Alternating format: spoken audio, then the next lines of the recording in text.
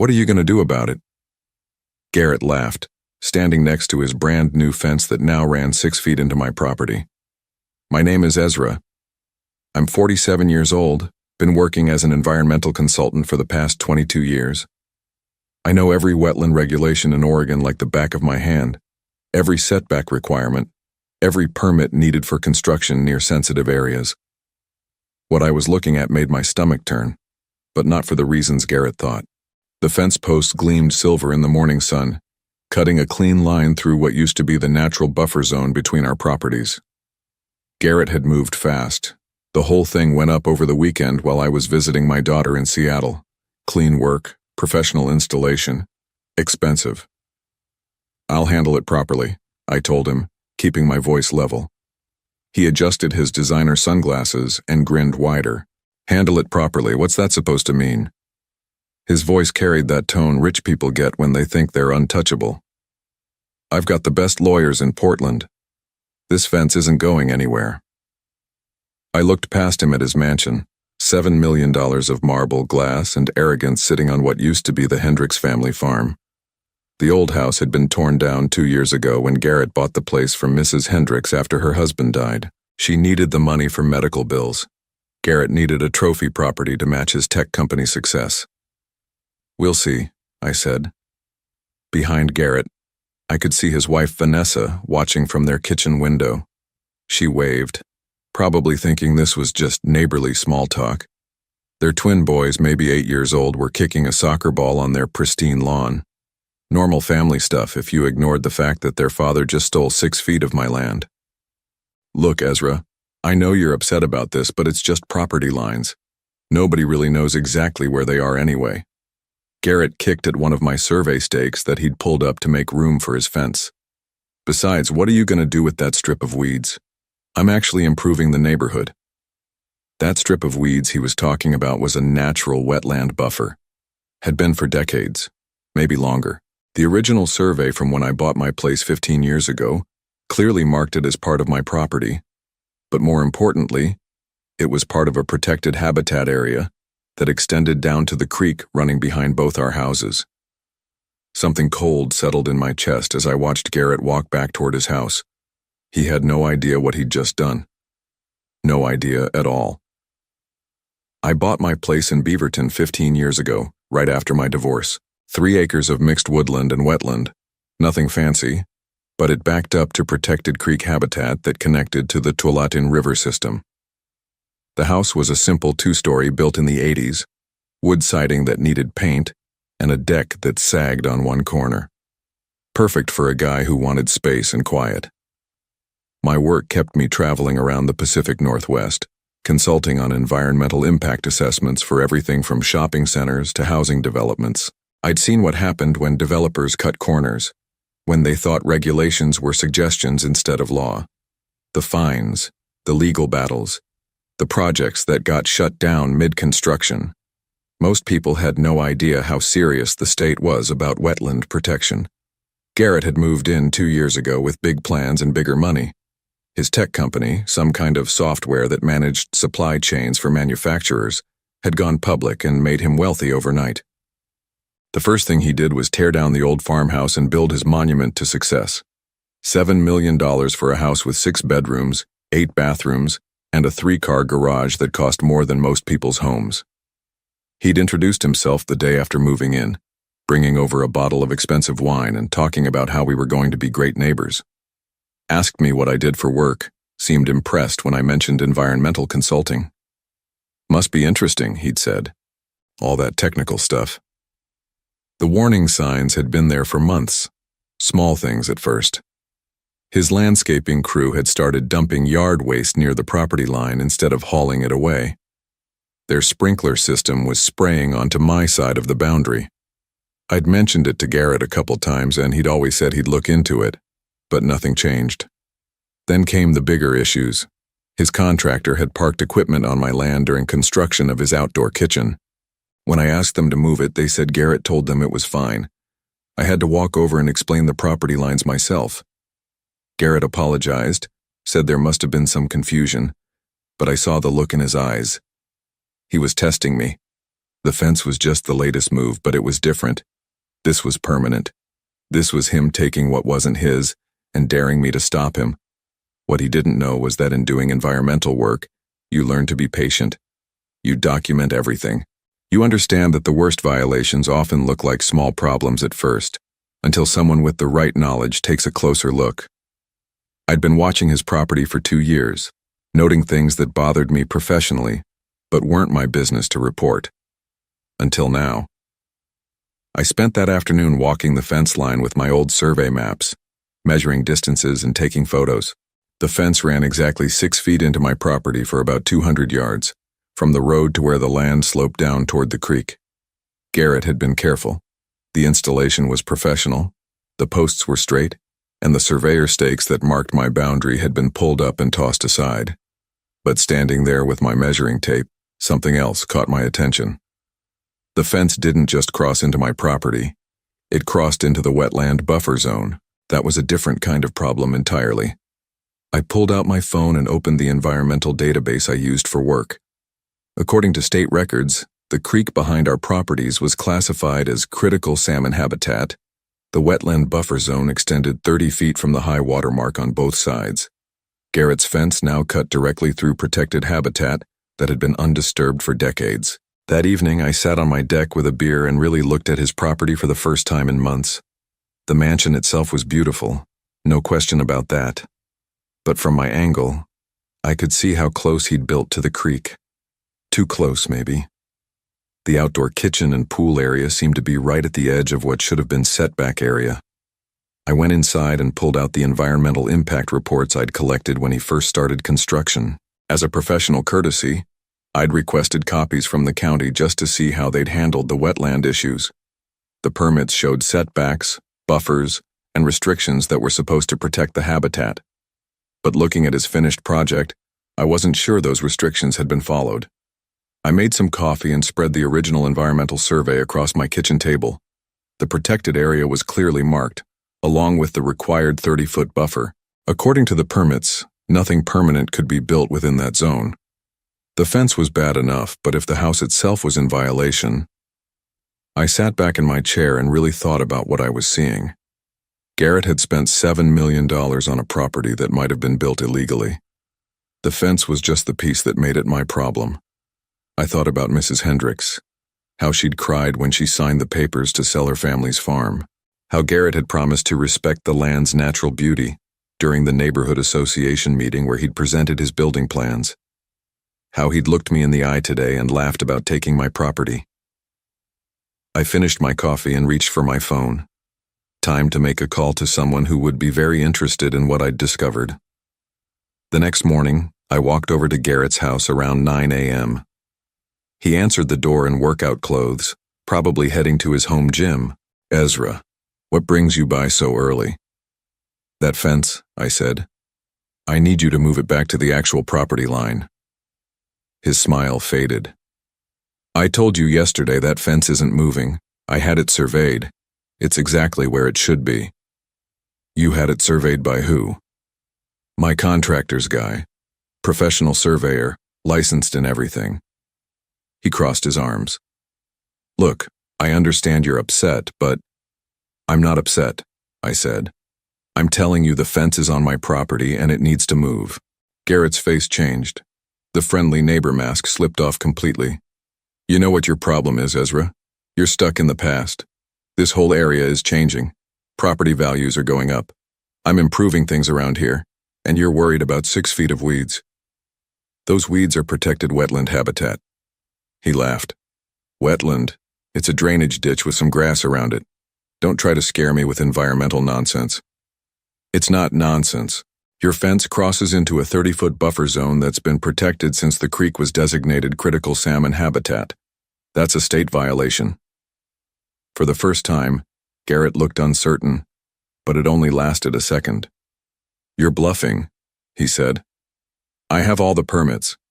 Everything was approved by the county. If there were environmental issues, they would have told me." "Maybe they did, and you ignored them." His eyes narrowed. "You threatening me?" "I'm explaining the situation." "No, You're trying to intimidate me because you're jealous of what I've built here. Well, guess what? I didn't get where I am by backing down from bitter old men who can't handle progress. I started to respond, but he held up his hand. Here's what's going to happen, he said. You're going to accept that the fence stays where it is, or I'm going to make your life very difficult. I've got lawyers, I've got money, and I've got connections. You want to fight me over 6 feet of mud? Bring it on. That afternoon, Garrett made good on his threat. A certified letter arrived from his attorney claiming that I was harassing his client and threatening frivolous litigation.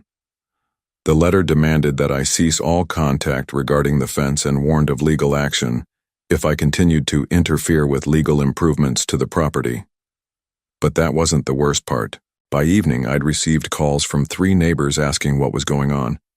Garrett had been calling around the neighborhood, telling people I was trying to cause problems over some imaginary property dispute. He painted me as the difficult neighbor, the guy who couldn't accept that the area was improving. Dorothy from 2 houses down stopped by around dinner time. Ezra, honey, I heard you and Garrett are having some kind of disagreement. He moved his fence onto my property. Well, I'm sure it's just a misunderstanding.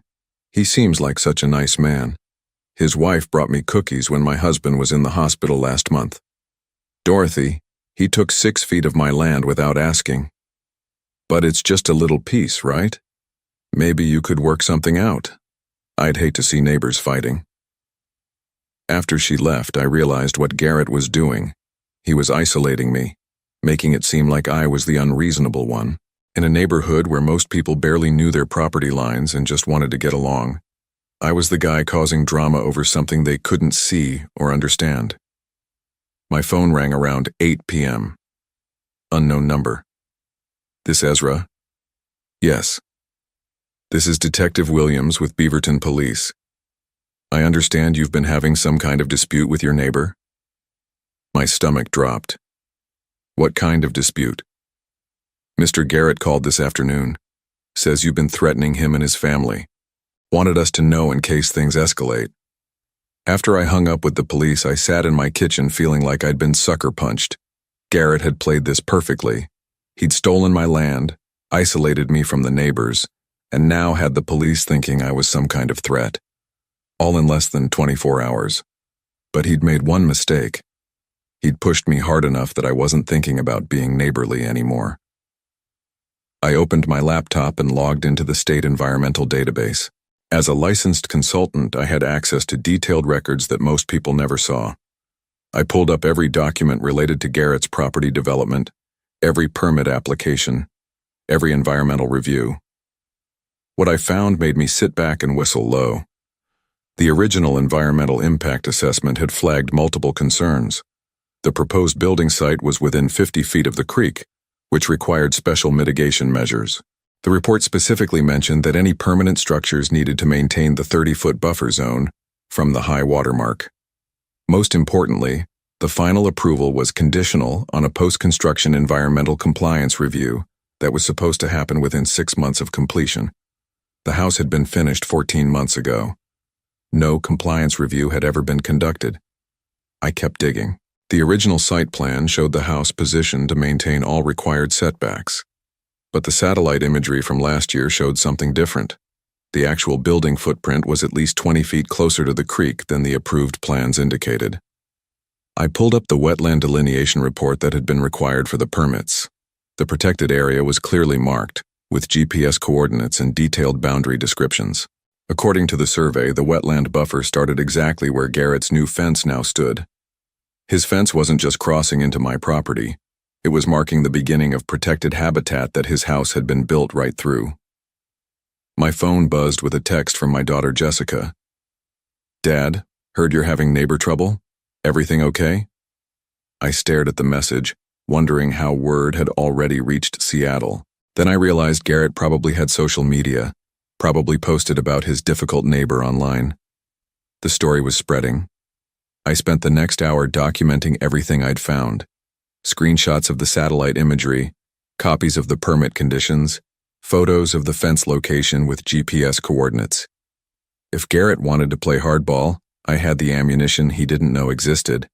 But before I made any moves, I needed to understand exactly what I was dealing with. I called Tony Reeves, an old friend who worked for the State Department of Environmental Quality. "Tony, it's Ezra. I need to ask you something off the record." "What's up?" "Hypothetically, if someone built a house in violation of wetland setback requirements and there was never a post-construction compliance review, what would happen if DEQ found out?" "Hypothetically, they'd be in deep trouble. We take wetland violations seriously, especially in critical habitat areas. Could be looking at restoration orders, heavy fines, even criminal charges if it was willful." "What kind of restoration orders?" "Depends on the severity. Worst case scenario, they'd have to remove whatever structures were built in the protected zone and restore the habitat to its original condition."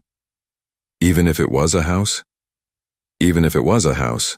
We've ordered demolitions before, not often, but when someone blatantly ignores environmental law, we don't mess around." After I hung up, I sat staring at my laptop screen. Garrett's $7 million dream house might be sitting in the middle of a protected wetland. The fence was just the tip of the iceberg. I thought about his laugh this morning, his threats, his calls to the neighbors and police.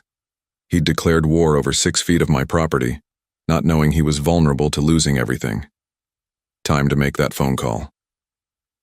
I called the Department of Environmental Quality Enforcement hotline at 8 a.m. sharp. Professional to professional.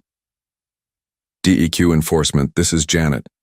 This is Ezra Hammond, licensed environmental consultant.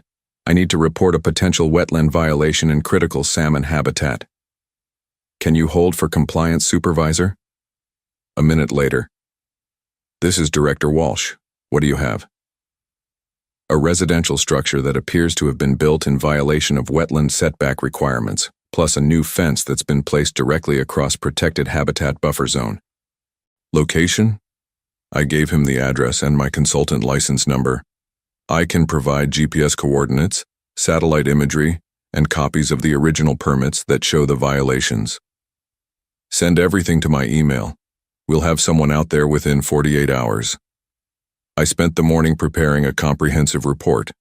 Satellite photos showing the house position versus the approved site plan. Survey maps with the wetland boundaries clearly marked.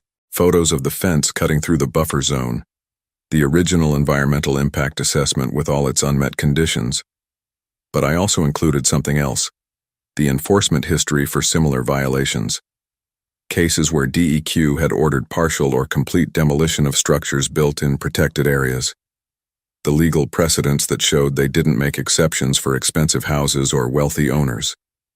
While I was working, I watched Garrett through my office window.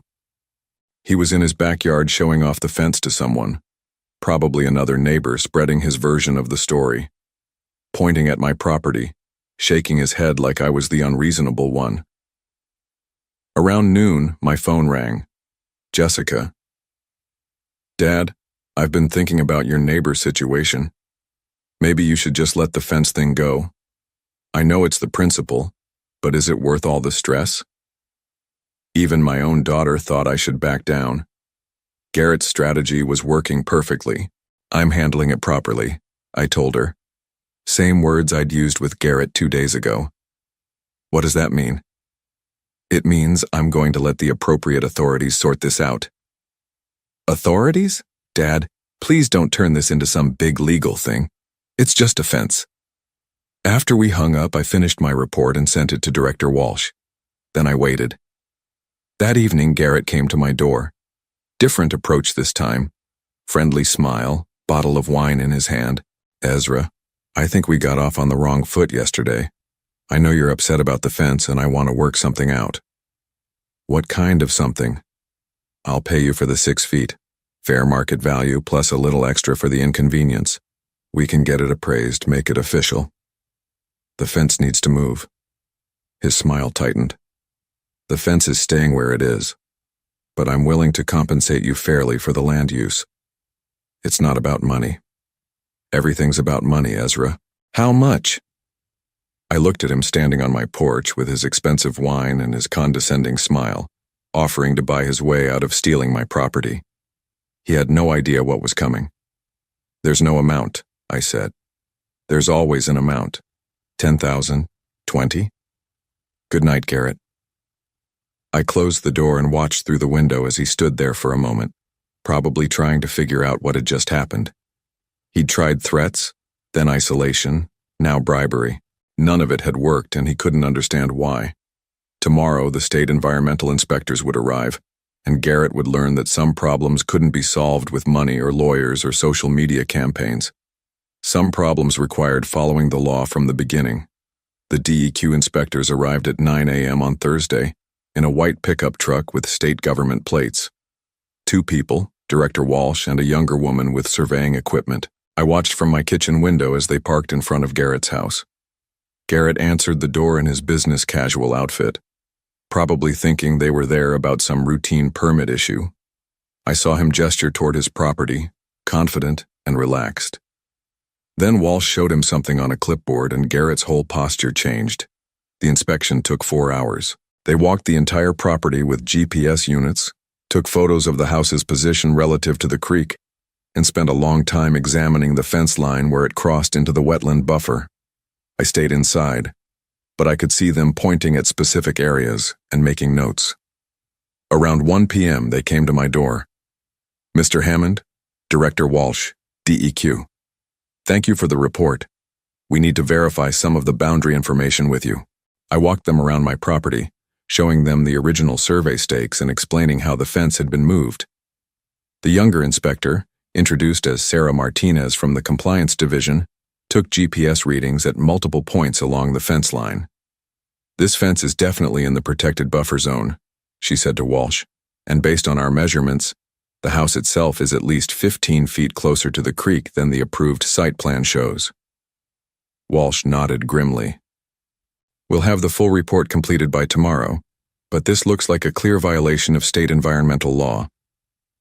That afternoon, a certified letter was delivered to Garrett's house.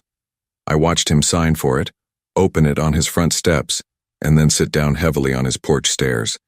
He sat there for almost an hour, just staring at the letter. Around 5 p.m., Garrett came to my door again. This time he looked different, pale, shaken. Ezra, I need to ask you something. What's that? Did you call the state about my house? I met his eyes. I reported a fence that was built illegally in protected wetland habitat. They're saying I have to tear down the house. I wouldn't know anything about that. The whole house, Ezra. They're saying the entire structure is in violation of environmental law and has to be demolished. His voice cracked. $7 million. The demolition order came down 6 weeks later. DEQ's final report concluded that Garrett's house had been built in willful violation of wetland setback requirements, that the required post-construction compliance review had been deliberately avoided, and that the fence represented continued encroachment into protected habitat. The state gave him 90 days to restore the property to its natural condition, complete demolition of all structures within the protected zone, removal of all non-native landscaping, and replanting with native vegetation approved by the Environmental Compliance Division. Garrett hired 3 different law firms to fight the order. He appealed to the county, the State Environmental Board, and finally to federal court. Every appeal was denied. The law was clear. The violations were documented, and the satellite imagery proved everything had been built contrary to the approved plans. The demolition began on a Tuesday morning in March. I watched from my deck as the excavators rolled up Garrett's driveway. The fence came down first, 20 minutes of work to remove what had started this whole mess. Then they began dismantling the $7 million house piece by piece. Garrett and his family had moved out the week before. I heard they were renting a place in Lake Oswego while he tried to sell his tech company to cover the restoration costs and environmental fines. The total bill was approaching $8 million, more than the house had cost to build. The neighbors stopped calling me the difficult one after the news reports started running. Local tech executive faces $1 million fine for environmental violations was the headline in the Oregon Tribune. Suddenly everyone wanted to know about wetland protection and buffer zones. Mrs. Hendricks called me the day after demolition finished. I heard what happened to that awful man, she said. I always worried he didn't respect the land like my husband did. 6 months later, my property was quiet again. The land where Garrett's house had stood was planted with native grasses and young oak trees. The creek ran clear, and I'd started seeing salmon in the shallow areas again. Sometimes I walked down to where the fence used to be and remembered Garrett's laugh, his certainty that money and lawyers could solve any problem. He'd learned the hard way that some laws exist for reasons bigger than property values or personal convenience. The environmental fines and legal costs had forced him to declare bankruptcy. His tech company was sold to cover debts, and last I heard he was working for someone else again, back to being an employee instead of an empire builder. Standing in the restored wetland buffer, watching the water flow toward the Tualatin River, I reflected on how one phone call had changed everything. Not because I was angry or vengeful, but because I knew that protecting the environment meant following the law, even when it cost $7 million to tear down the evidence of breaking it.